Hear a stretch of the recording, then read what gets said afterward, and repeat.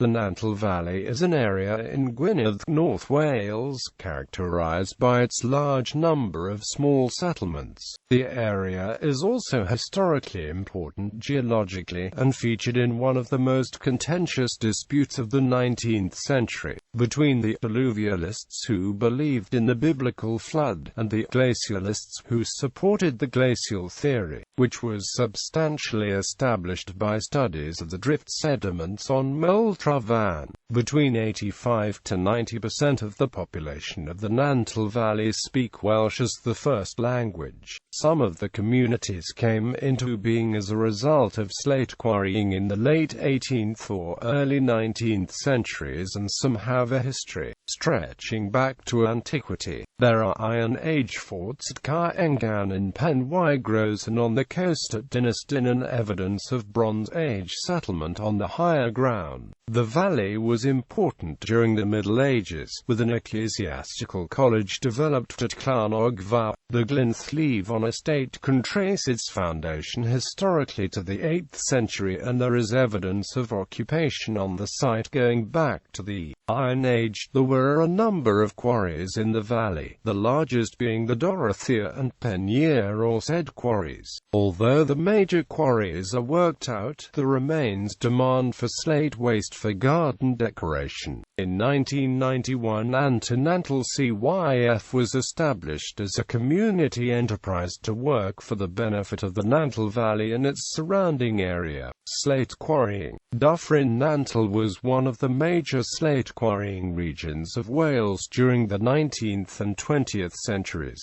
having at least 37 operating slate quarries at one given time.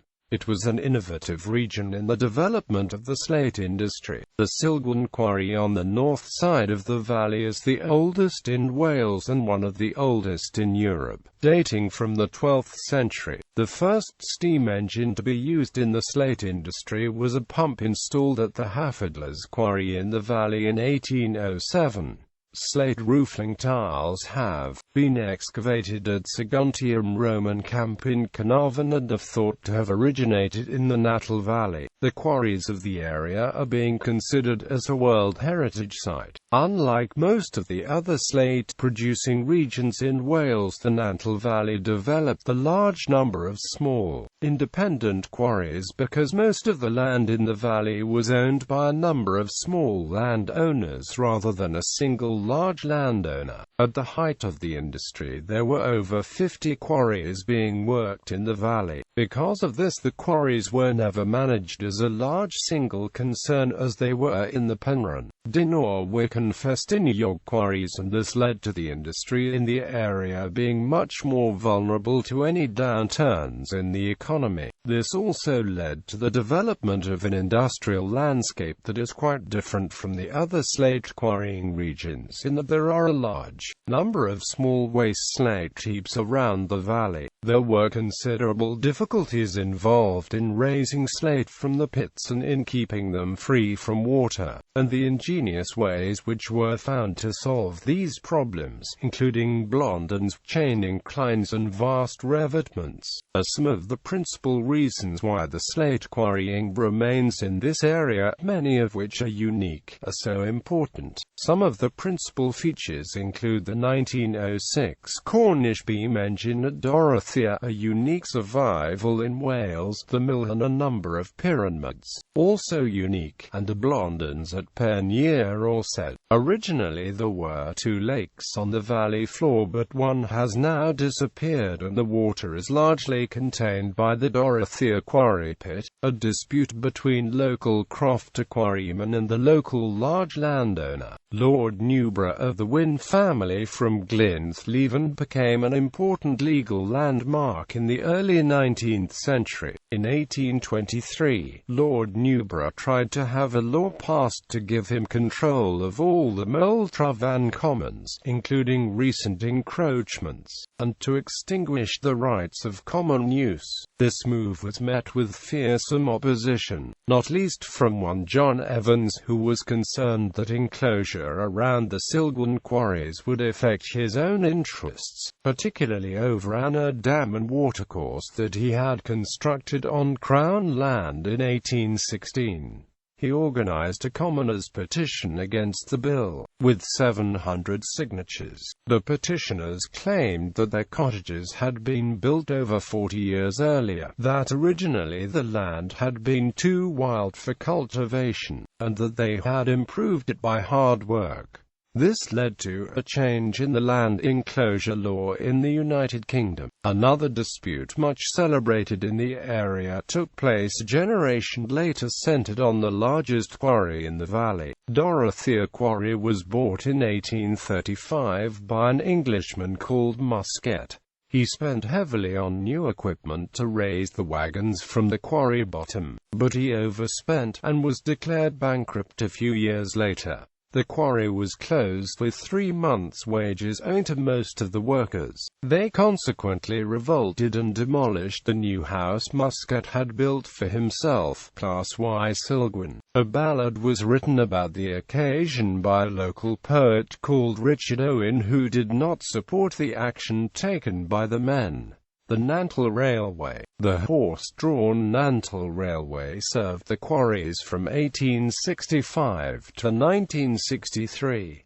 The Nantlle Railway has a long history as an industrial and passenger line. The line received its Act of Parliament in 1825 and was constructed by Robert Stephenson, brother of George Stephenson. It opened in 1828 and was operated using horsepower. Although built solely for the transport of slate, the line is known to have carried passengers at various times between Carnarvon and Penygroes. It is the last recorded use of horses by British railways, and closed only with the closure of the branch line to which it connected after the Beeching Review in 1963. Culture. The Nantlle Valley is famous within Wales for being the main setting of the fourth branch of the Mabinogi and Mathfab Manawydan. The story of Llyfrgell Gwynedd and Gwydion. The story is set mainly in the area, with Gwydion finding Llyw transfigured into an eagle in an oak tree at Balladalen, the ground that used to exist between the two lakes before industrialization.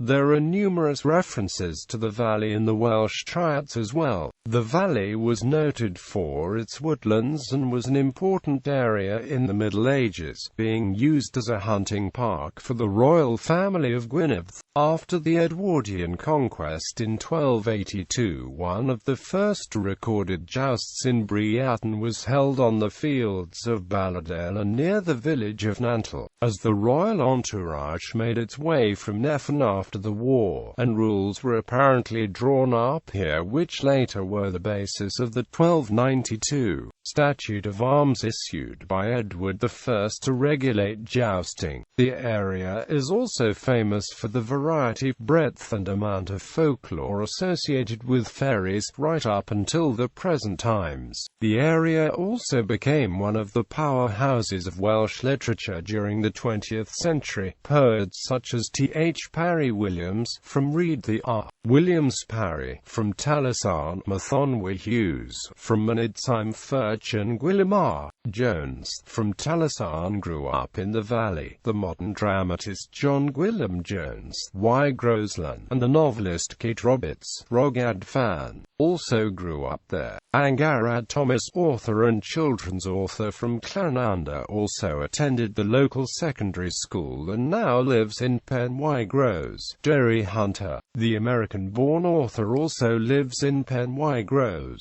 World-renowned opera singer Bryn Terfel grew up in Pantglas on the outskirts of the valley and attended local schools. Ysgol Llanllyfni and Ysgol Dyffryn Nantlle. Singer and actor Bryn Phone, from Llanllyfni, and actor and author Mari Gwilym grew up in Pontllyfni. In the earlier part of the 20th century, Nantlle produced the Brodier Francis, who toured Wales and beyond, singing at local events to much acclaim. In the 19th century, the valley had a number of brass and silver bands. bands, some famous for their playing ability and are still extant, such as the Nantlle Royal Silver Band, and others more noted for their drinking ability and prowess with the fists, the Llanlleifni Brass Band and some of the Penwy Gros brass bands being notable in this respect and recorded by Geraint Jones in his book about the development of brass and silver bands in North Wales,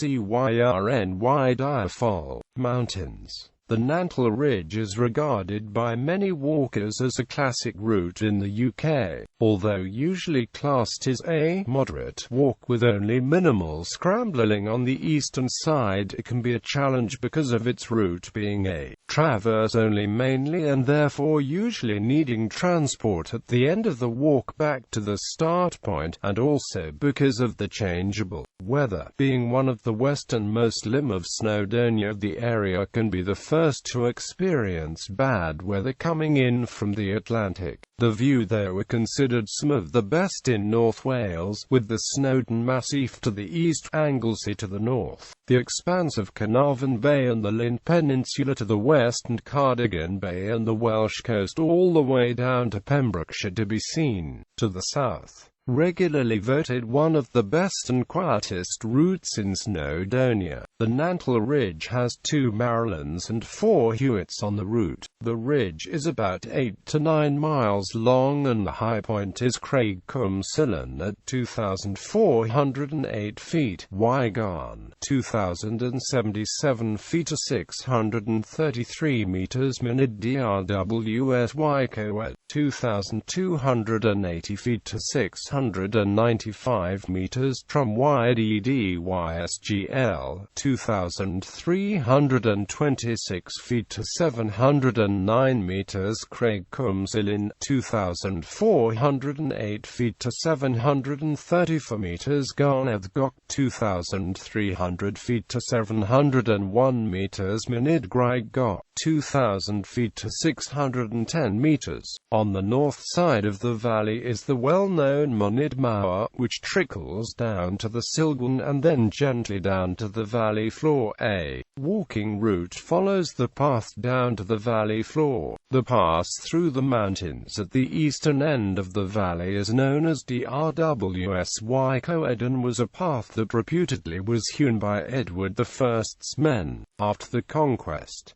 In this part of the valley are numerous old copper mining shafts and old industrial-linked buildings. There is also a memorial to a chapel that was demolished when a large boulder rolled down the mountainside and crashed into it. At the top of the valley is Llyn Wyd where Geraldus Cambrensis in 1188 told of the lake having a floating island in it which is driven from one side to the other by the force of the wind.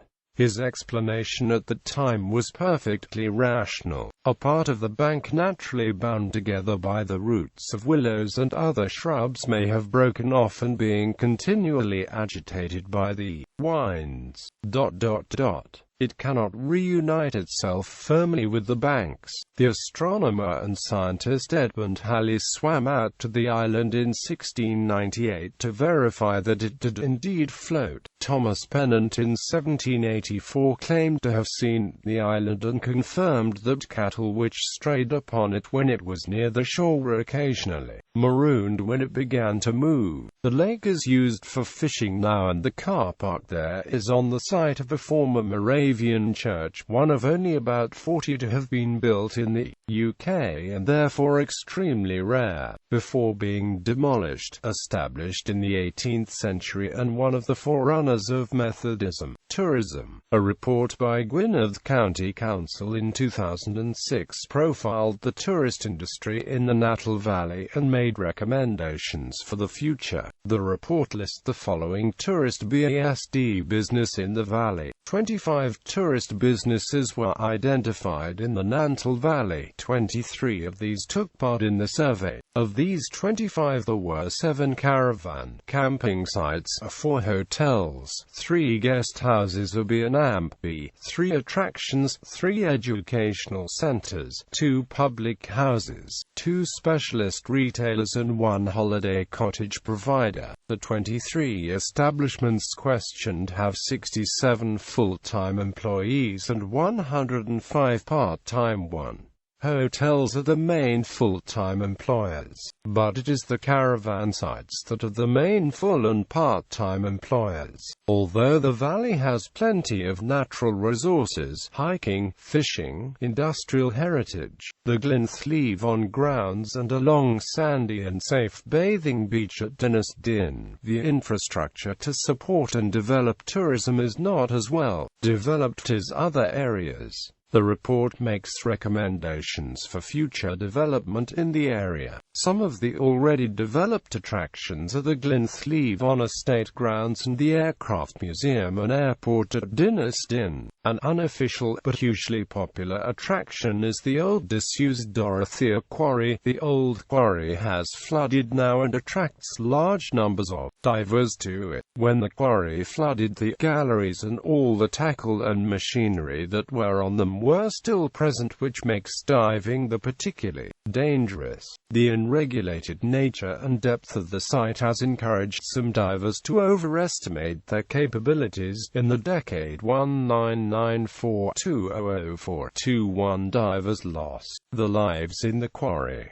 It has also been the site of unofficial raves in the past. Sport. The Nantlle Valley is predominantly a football-playing region, and a number of football clubs have been founded in the area over the years, the most prominent being Nantlle Valley FC, which was established in the early part of the 20th century and is still playing, based at Penwygroes. Taliesin Celts FC is based at Taliesin, a team in Llanllyfni and mountain ranges in Rhondda. Settlements: Aberdasarc, Carmel, Llanogva, Diluvialists, Drwsy Coed, Gyngor, Llandwog, Llanllyfni, Nantlle, Nassarth, Nebo, Pontglas, Penygroes, Pontlyfni, Rhondda, Rhyd, Taliesin, Tranralt, Cilgwyn, Ffron, Groslin. Source: significant quarries include Cilgwyn Quarry, Dorothea Quarry, Galtifado Quarry, Nantlle Quarry, Penwybryn Quarry, Penyerorsed Quarry, Taliesin Quarry, Coed Quarry.